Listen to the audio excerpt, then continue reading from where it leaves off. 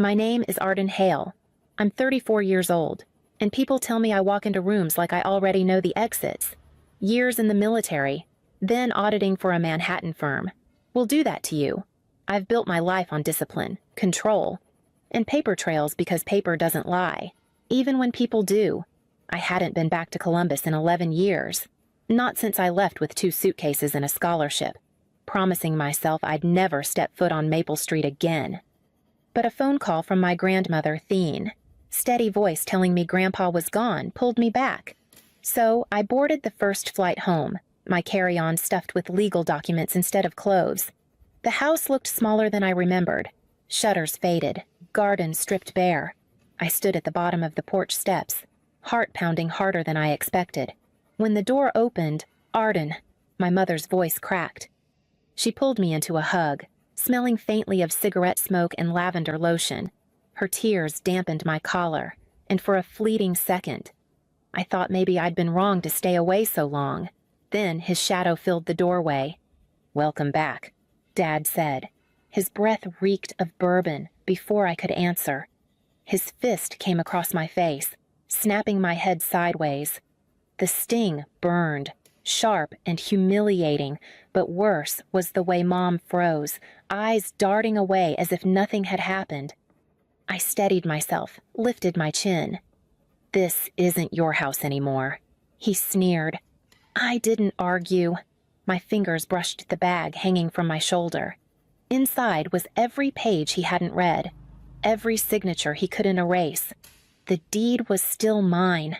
I stepped past him into the hallway, the air stale with smoke and secrets, and saw what else had changed. The hallway was darker than I remembered, the old sconces casting a yellow glow over walls that no longer held our family pictures, where my father's proud smile had once looked down from a frame in uniform.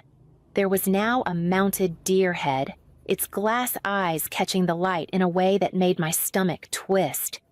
I moved slowly, tracing the edges of what used to be home. The hardwood floors he had refinished by hand were scuffed and dulled, sticky under my shoes. The scent of bourbon and cigarettes clung to the air, thick enough to choke. Mom's voice trembled behind me. "It's been so long, Ardan. Things change." I turned, catching her eyes for a moment before she dropped them to the floor.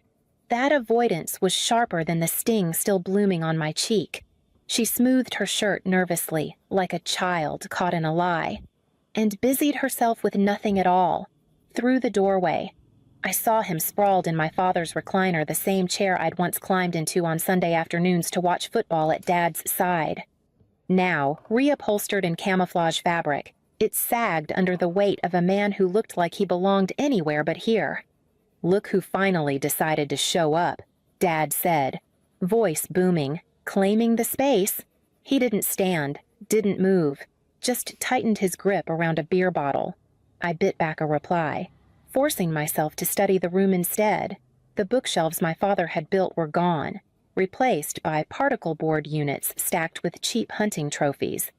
Even the basketball hoop outside, the one Dad had put up for my 13th birthday, had vanished out the window.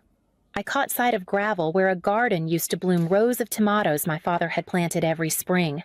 The losses piled up with each glance, but beneath the ache came something steadier. Resentment, yes, but also resolve. I had the papers in my bag, proof that not everything here could be overwritten. I let my hand rest on the strap, silent, while he smirked at me from my father's chair. Let him think he'd won this house. For now.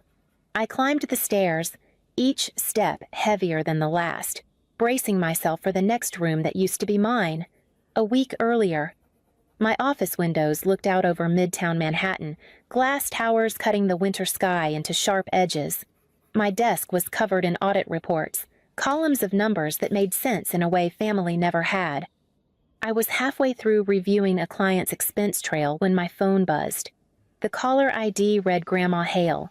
Her voice was thinner than I remembered, but steady. "Ardan, your grandfather passed this morning." I closed my eyes, pressing 2 fingers to my temple.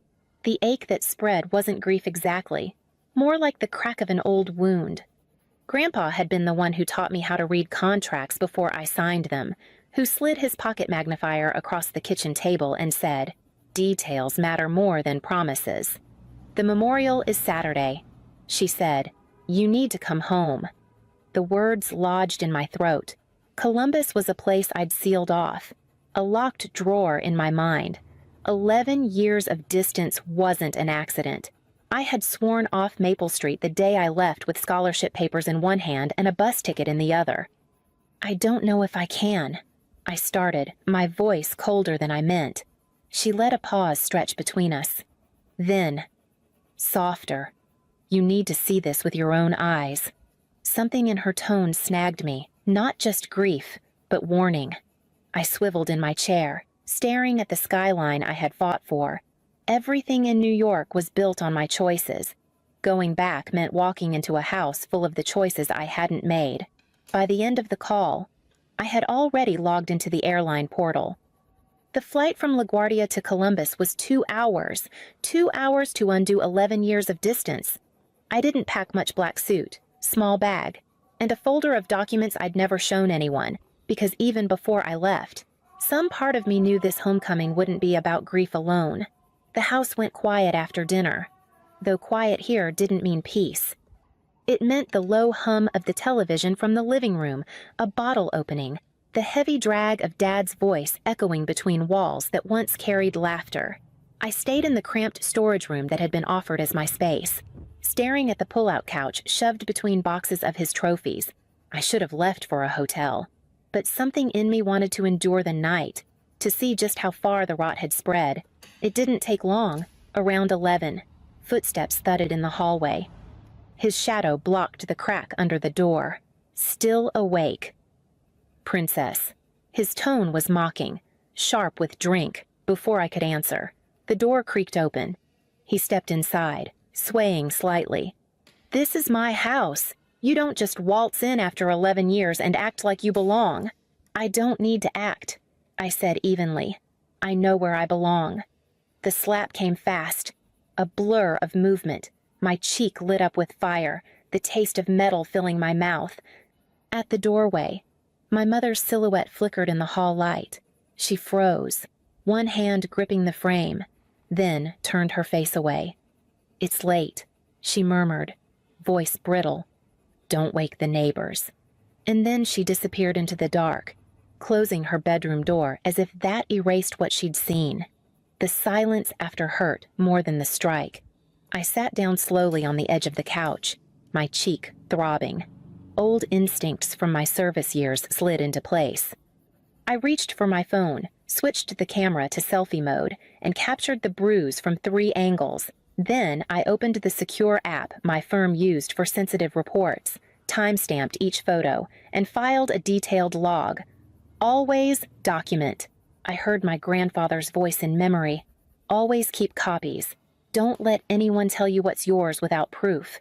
My reflection in the phone looked harder than I remembered, not broken, not even surprised, just ready. I locked the entry, slid the phone under my pillow, and lay back, eyes open in the dark. The slap had been meant to remind me I didn't belong. All it did was confirm how much I still did. Morning light revealed more than I wanted to see. The kitchen table was buried under unopened envelopes, a mountain of bills shoved aside like they might disappear if ignored. I sat down, pulling one after another into a neat stack. Mortgage late notices, utility shutoff warnings, property tax reminders stamped in red. When Mom shuffled in, she froze. "Ardan, leave those." "Your father handles it." I held up a statement with his scrawl across the signature line. The handwriting was close, but not hers. I'd seen her true signature enough on school forms and birthday checks to know the difference. This one was heavier, unsteady, trying too hard. "Did you sign this loan renewal?" Her eyes darted to the coffee pot. "He said we needed it for repairs." "He told me." "So you didn't sign it." Her silence was answer enough. Dad's voice cut in from the living room. "Don't start with your big city suspicion games. This house needed fixing, and I fixed it. New garage, new office, costs money. I looked past him through the window. The so-called repairs were cosmetic at best, an oversized garage swallowing half the yard. Particle board shelves where my father's craftsmanship once stood. None of it justified thousands in loans. "You call this fixing," I muttered. But he only smirked, taking a long pull from his beer. By noon, I'd filled half a folder with copies, photographing each one with my phone. The paper trail was unraveling faster than even I expected. Still, it wasn't enough. I needed proof of where the money went. That came from across the street. Mrs. Patterson, the neighbor who used to sneak me cookies when I was a child, intercepted me on the porch. Her hair was grayer, but her eyes still sharp. "I shouldn't get involved," she whispered, pressing a small envelope into my hand. But someone had to keep records. Inside were photos taken quietly from her front yard of our belongings laid out at garage sales. My father's coin collection spread across a folding table. My grandmother's china in mismatched boxes. Even my childhood sketches piled like trash. "He said it was storage unit stuff," she said, lips tightening. But I knew better. The images blurred as I flipped through them, fury tightening in my chest. They weren't just selling objects, they were selling memory, history, everything my father had built. I slid the photos into my folder beside the forged signatures and overdue notices. The story they told was undeniable, and I was just beginning to gather the pieces. I found Jonathan Morrison's office in a brick building 2 blocks from the courthouse. The nameplate on the frosted glass door looked worn but solid, much like the man who rose to greet me. He was in his 60s, hair thinning at the crown, tie slightly askew, but his handshake was steady. "Your grandmother called ahead," he said, motioning me into a chair. "She said you'd be bringing me something important." I set the folder on his desk. Bills, forged renewals, pawn slips, photos. He spread them out in neat rows, reading every page without rushing. His silence stretched, broken only by the scratch of his pen as he made notes. Finally, he looked up. "This is substantial. You co-signed the original mortgage with your mother." "Yes, 19 years old. Military scholarship. I knew just enough about contracts to protect us." I added a clause, "no major changes without both signatures." He nodded, impressed. "That clause is still binding. And these signatures on the refinancing documents, not yours. And I'd wager not your mother's either." "They're his," I said flatly. Morrison leaned back. "Then we have grounds for an emergency injunction. We can ask the judge to freeze all property transfers and require court oversight before anything moves further. It will buy us time and keep him from selling off what's left." That afternoon, we stood in front of Judge Harrison, a man with sharp glasses and a voice that carried authority without needing volume. Morrison handed him the binder of evidence. My photos of the bruise were on top. The judge flipped through, expression tightening. "Injunction granted," he said, signing with a swift stroke. "No sale, no transfer, no disposal of assets until review. Miss Hale, you'll have lawful access to secure the property, accompanied by sheriff's deputies." The words landed like a gavel inside me. Official, real. This wasn't just family ugliness hidden behind closed doors anymore. It was law. Outside the courtroom, Morrison handed me a copy of the order. "The sheriff will meet us tomorrow morning. Be prepared, he won't take this quietly." I folded the papers carefully, tucking them back into my bag where the deed already rested. For years, I had carried proof as a precaution. Now it was my weapon. The line had been drawn. My house.